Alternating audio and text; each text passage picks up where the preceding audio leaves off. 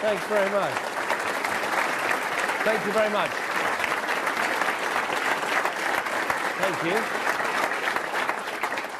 Well, thank you very much, Frank. And it's very exciting to be here. I really feel I'm here at the start of something incredible that you're going to build. This is a business that is planning to take on 400 more people in the coming years to grow your business. And this is exactly what we need to see more of in our country.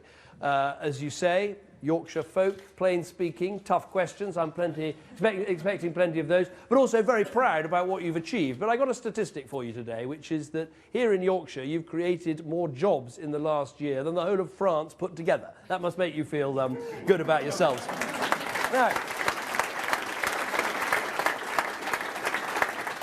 I'm going to talk today about our plan for Yorkshire and North Lincolnshire, and I think it's very important because it's the first time I think any party has set out an economic plan for specific regions, and it's absolutely vital that we do that. But before I do that, let me just say a word about what I think is absolutely at the heart of this election, and it is that one word, the economy. It is about the economy, because the economy is not just numbers on a page and statistics. The health of our economy is what will determine the health of the jobs that we have, the pay packets we receive, the ability to provide for our families, the sort of country we're going to build. The health of our economy will determine the strength of our health service, the strength of our schools, the ability to defend ourselves in a dangerous world. The economy is the core to everything we achieve as a country, and it is absolutely front and centre at this election campaign. Now, 5 years ago, this country was in, I think, a very difficult economic situation. Now, I'm not going to claim that I've solved all the problems or fixed everything and sorted everything out, but there's a big change from 5 years ago. Compared with 5 years ago, there are 2 million more people in work in our country. That is 1,000 more every day. That is more jobs than the rest of Europe put together have created these last 5 years. We had a massive budget deficit 5 years ago, forecast to be as big as Greece's. Now, we've got that down by half as a share of our economy, and that is good progress, showing we can live within our means.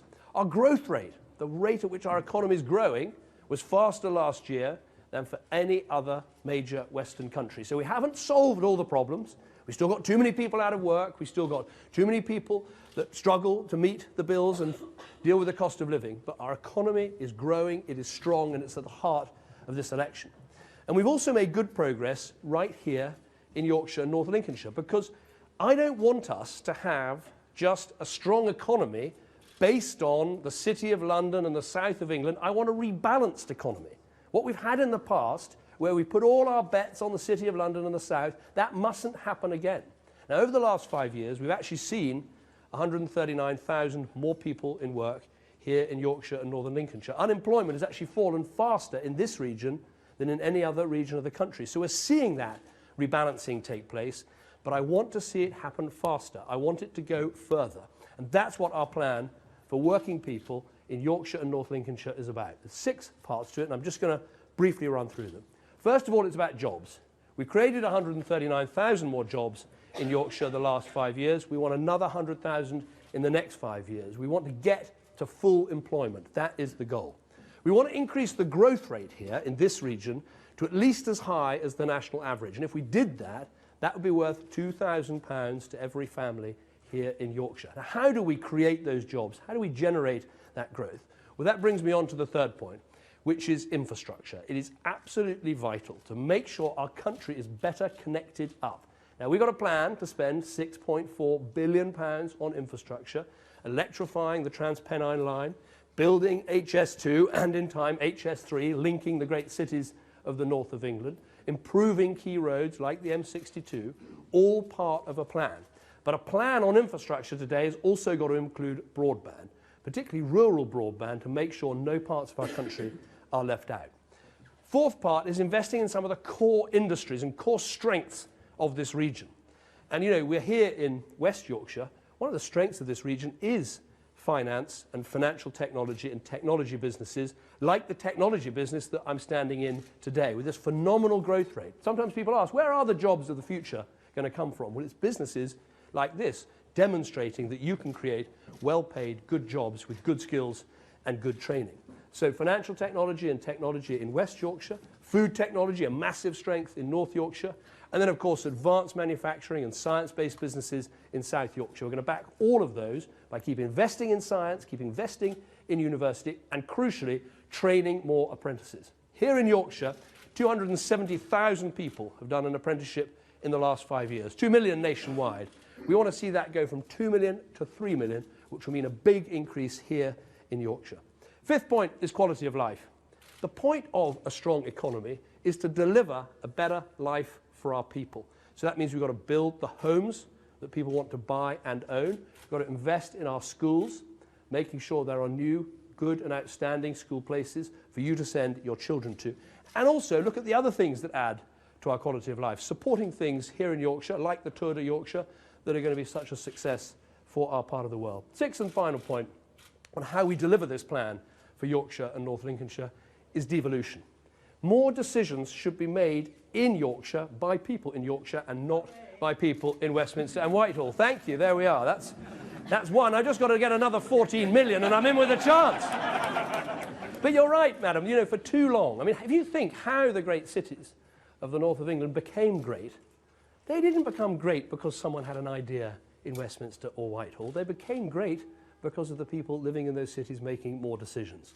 So we are, through these city deals in Leeds and West Yorkshire and across the Pennines in Manchester, we're giving the power and the money and the responsibilities to those cities. More power over skills, more power over transport investment, saying that if you build houses, you should keep the money from having the council tax for those houses. When you attract businesses to your area, you keep the business rates.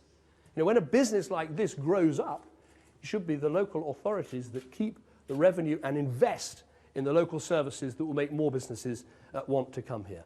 So, for the first time, I think in my living memory, a government saying we haven't just got a manifesto for the whole of the United Kingdom, we've got a plan here for Yorkshire and North Lincolnshire. Final point from me before going to questions. Elections, yes, are about the record of a government, its plans for the future. And I feel very, very positive about the record and our plan. But elections are also about a choice. And I do worry about the alternative on offer.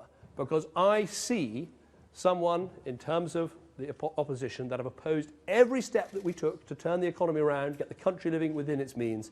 And I worry that if we get the wrong result on the 8th of May, 7th of May, this economy could come to a juddering halt.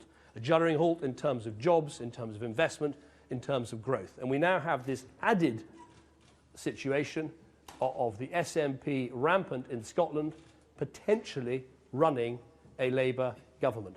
And I think that would be very bad for areas like Yorkshire, because frankly, when you have nationalists from one part of the country involved in running the government of the whole of the country, really, is England, Wales or Northern Ireland going to get a look in? I think not. Now, we can stop that by having a Conservative majority government after the 7th of May. That is what I'm going to fight for. We're 23 seats short of it. Difficult to say 23 seats short after a lunchtime drink, which is why I was so keen to come down here this morning and talk to you. And this is one of the seats that we have to hold in order to then win those 23 seats and form that government. And Stuart Andrew, your very hard-working MP for Pudsey, is with us here today, and he's fought very hard for this area over these last 5 years. So I hope we put it all on a pledge card so you can see the plan for Yorkshire and Northern Lincolnshire. So it's there for you to see the pledges that we're making, the promises that we're making at this election. But with that, thank you very much. Over to your questions. Please put your hand up and a roving microphone will come towards you, and do feel free to ask about anything you feel like. Let's start with the gentleman at the back. Hi, I'm Luke. If Ed Miliband wins the general election, could we end up like Greece? Could we end up like Greece? Well, I mean, that is quite an extreme example, as they have had the most catastrophically appalling economic record for the last 5 years. But there is a fact which people find surprising when I tell them, which is when I became Prime Minister in 2010, we were actually forecast, briefly, to have a budget deficit that was higher than the budget deficit of Greece. In the end, ours was about 10.5%, and Greece's, I think, hit 11% and above. But there was a moment when we were forecast to have the biggest budget deficit of any country anywhere in the world. And sometimes people wonder, well, why do these deficits matter? Why does it matter whether you're borrowing a lot in any one... I tell you why it matters. Because in the end, a high deficit, money that you don't have, means higher interest rates. It means higher mortgage rates. It means higher taxes, because all borrowing is just suspended taxation till later. And it puts your economy at risk. And when I became Prime Minister, there was a real risk. People were starting to say, can Britain pay her debts? Is this economy going to be strong and stable? And we had to take very difficult decisions. Decisions that in many ways I know were painful for some people. And they were not things I came into politics wanting to do, but we had to do that to get the economy back on an even keel. And there's a connection between the growth and the jobs that we have now and the decisions that we then took. And so if you have a government that, like Ed Miliband is saying, is never going to clear the deficit, is going to go on borrowing forever, I do worry that means higher taxes, it means more debt, it means more threats and instability to our economy. We're not out of the woods yet. We're halfway through the process of getting the country back on track. And my big message at this election is stick with the people who are turning the economy around. Don't go back to the people that landed in a mess in the first place. Gentleman here. Hi, my name's Daniel. I'm an analyst here at TPP. I am diabetic, and I'm very aware of the large percentage of the NHS's budget that is spent on diabetes-related complications. There are devices I can buy privately at the moment to improve my long-term care. And what I wonder is, what can a Conservative Party do to ensure that the NHS have access and the money to give cutting-edge technology to people like myself? I think you're absolutely right. My dad was a diabetic, and I've seen the figures for.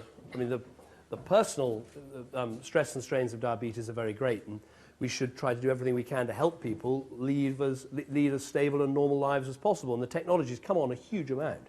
But I think you're right, the figures are something like £20 billion.